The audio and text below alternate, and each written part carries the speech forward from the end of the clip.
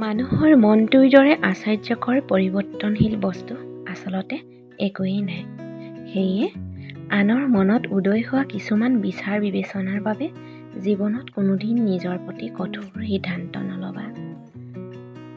তেওঁ সেই বিচাৰত অটল হৈ নাথাকিবও পাৰে।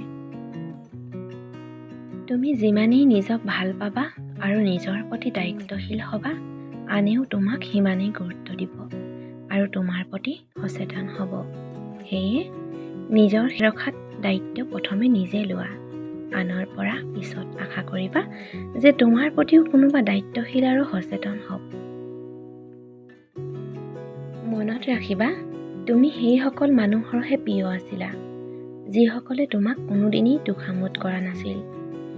তুমি সেইসকল মানুহৰ প্ৰিয় নহ'বও পাৰা, যিসকলে তোমাক সঘনে তোষামোদ কৰে অথবা শলাগি থাকে। সকলোতে সকলোবোৰ ভাল কেতিয়াও আশা নকৰিবা, কিয়নো আমি নিবিচৰাকৈও অজানিতে কেতিয়াবা আৱৰ্জনাৰ দৰে কিছুমান সম্পৰ্কও আমাৰ জীৱনলৈ আহিব পাৰে। অহাটো স্বাভাৱিক। সেয়া তোমাৰ ভুলৰ বাবে নহ'বওতো পাৰে। ইগনৰ কৰা আৰু নিজৰ মনটোক চিকুণ কৰি ৰাখা। নিজক আৱৰ্জনাৰ সৈতে ডাষ্টবিনত নিক্ষেপ নকৰিবা। অকাট্য যুক্তিৰে তুমি সকলো বিষয়ত কাৰোবাক পতিয়ন নিয়াব পাৰিবা, কিন্তু মন জয় কৰিব নোৱাৰা।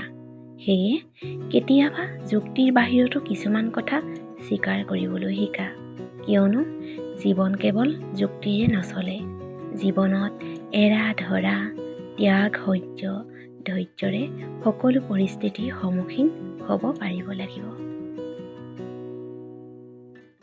শব্দই মানুহক আটাইতকৈ বেছি আঘাত দিয়ে।